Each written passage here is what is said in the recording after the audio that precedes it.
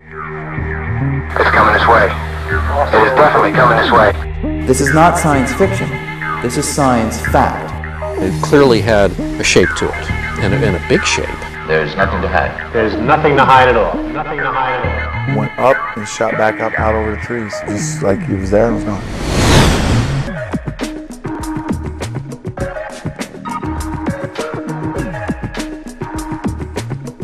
I recognized that there was a real phenomenon taking place, a physical phenomenon, and not just something in people's imagination or hallucinations.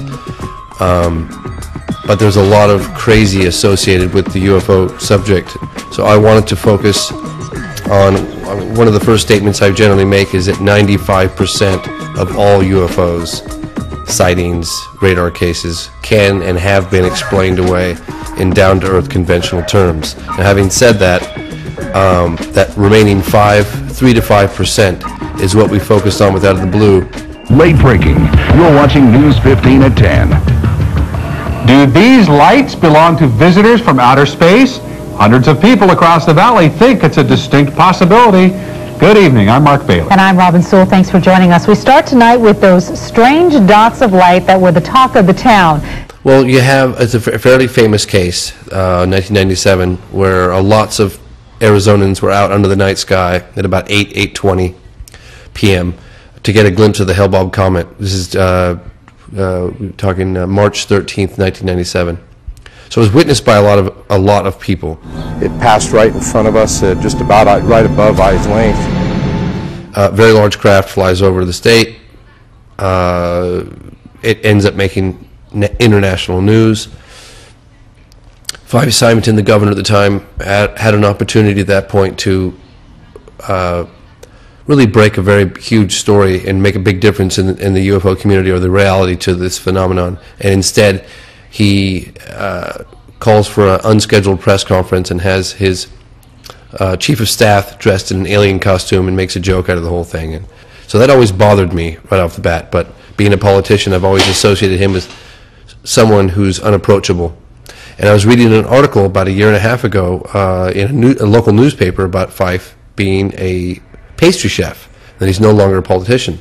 I thought, well, maybe now after all these years I could approach him. He revealed that not only had he launched an investigation into, finding out what this craft was, but that he too himself saw it. And being a captain in the Air Force and a pilot, he felt in his gut it was just otherworldly because of its size and the fact that it didn't make any noise, and he said it's just absolutely huge.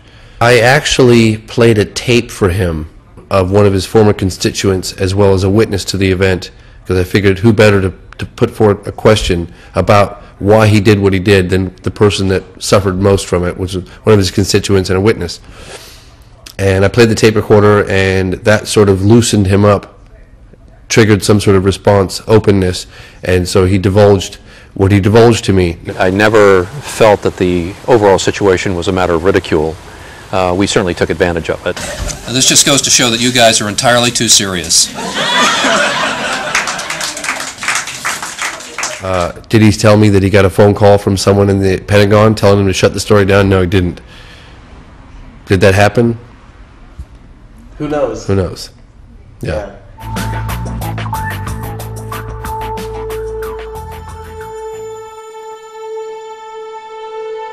140 miles north of London is Bentwaters, England. In December of 1980, a United States Air Force base armed with nuclear weapons was reportedly the site of a series of UFO encounters over a 3-day period. There's no doubt about it. There's some type of strange flashing red light ahead. It's yellow. I saw yellow tinging it too. Weird. It appears that he may be moving a little bit this way. It's brighter than it has been. Yellow. It's coming this way. It is definitely coming this way. Responding to reports of a possible downed aircraft, 3 patrolmen were sent out to Rendlesham Forest to investigate. Airman First Class Edward Cabanzag was one of the security officers present. That night, we were on Security 1, which was in charge of mobile security for the Woodbridge base, and we responded to Jim Burroughs' sighting of something out on the edge of the flight line. Well, the controller on the radio broadcast over the air that go down and check out a possible UFO. It was a bunch of security officers responsible for the security of nuclear weapons during the Cold War. So these aren't just some fuzzy-headed, touchy-feely military guys. I mean, they're very serious people. You have 3 guys approach this craft. One guy gets too scared. Cabansag decides to stay between the craft and the base and act like a relay for the radios, because there was a lot of radio interference.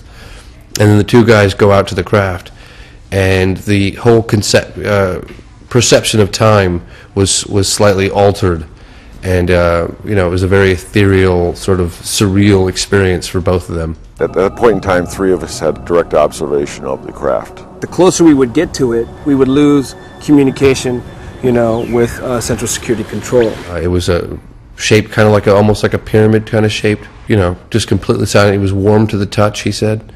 And then, of course, he describes the symbols that were on the side of the craft. He inspected the craft, and he was there and I told him, I said, that was very brave of you to walk up to this thing and touch it. And my job was to determine whether or not it posed a threat to our base. And it was, I say it measured probably about 9 feet long, maybe 6 feet high, a little higher, maybe 6.5 feet.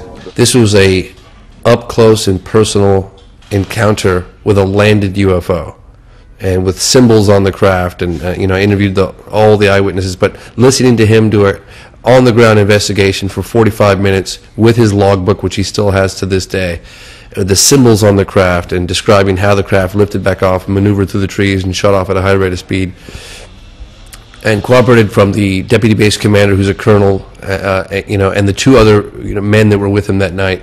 That is one of the most compelling UFO stories I've ever heard, because he touched it. It's not like he saw it or photographed it or heard about it. He actually touched it.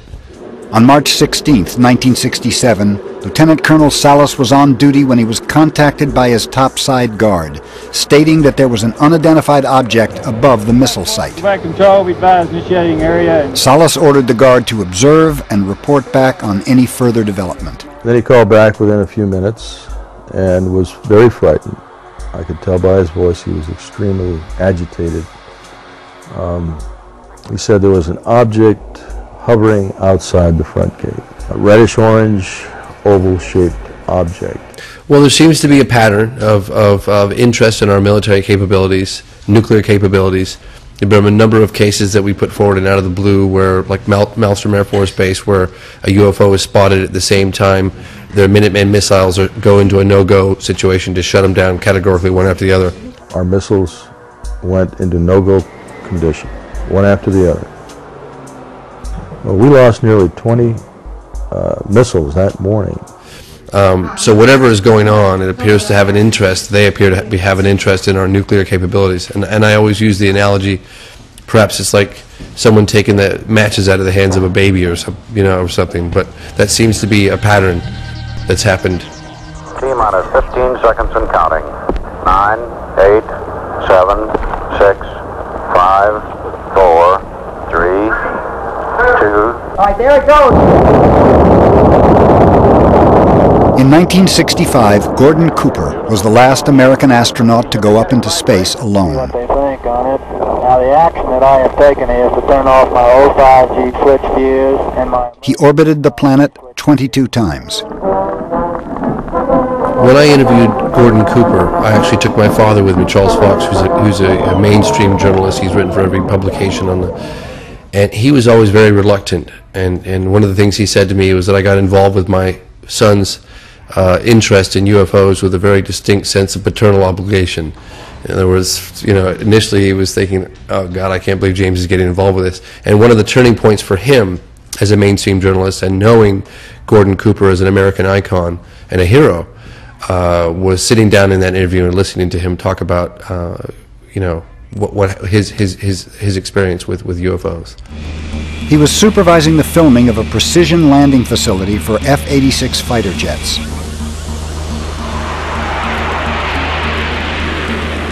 Suddenly, a saucer-like craft flew directly over the cameraman. 3 landing gear apparatus opened, and the object landed on the dry lake bed. They're just typical saucer shape, double lenticular shape, metallic. And they went out, picked up their cameras and moved on out toward him filming. And he lifted off, put the gear back in the well, and climbed out at a very high rate of speed and disappeared. Cooper himself saw the footage, had the footage developed, saw the footage, held it up to the light and said it was frame by frame. It was perfectly clear, in focus footage of a flying saucer sitting on the dry lake bed. Had a courier jet fly in from Washington, take the footage off to Washington, D.C., never heard of, seen from ever again. That was it. And I asked him in the film, did you ever follow up with what happened to that footage that you handed over? And it triggered, it hit a raw nerve with him, because he was always kind of composed and quiet, and he kind of fired back at me. He said, what am I supposed to do? How am I supposed to follow up on this? You follow orders in the military, and unless you have a direct connection with there's nothing you can do. So. Did you ever keep in touch with anybody about it or discuss it? How would I keep in touch with anybody about it? There's no way within the military or within the government of keeping track of something that is classified unless you're directly involved in it, and I was not. Well, I mean, this is speculation on my part as to why any government would cover this information up, and I'll reiterate speculation. But I would imagine if there were structured craft of unknown origin that could penetrate very sensitive airspace and fly rings around our fastest jets with impunity, that no military who we pay them to protect us would ever want to relinquish that type of information to the general public. I mean, we can imagine them making that statement. Hey, there's these structured craft, we don't know where they come from, we have no control over them, they fly around in our secret and private airspace with impunity, and thank you and good night. I mean, I can't imagine why they would disclose that type of information. There is a serious possibility that we are being visited and have been visited for many years by people from outer space, from other civilizations. Since the subject is clearly of great interest to the public, I think that the scientific community owes it to the public to really pay attention to the subject and make a thorough, extensive and careful investigation. A story this big, there's no way it could be kept secret from the public. What do you say to someone like that says that? Well, somebody's kept it pretty secret for quite a while, hasn't it? It's a very significant story, and it's a difficult story to walk away from. Once you're involved with it as much as I've been, or that you are now, it's like you recognize some truth. You speak hypothetically to people, and they all say to you categorically, wow, it would be the greatest discovery of our time. And yet, they're not willing to look at the evidence to realize that this is actually going on, and this information is being kept from us. And that, quite honestly, it pisses me off.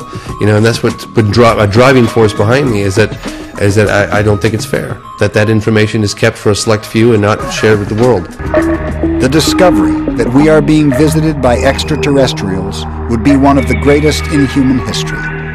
Such a discovery would profoundly alter the perception of ourselves and our place in the universe.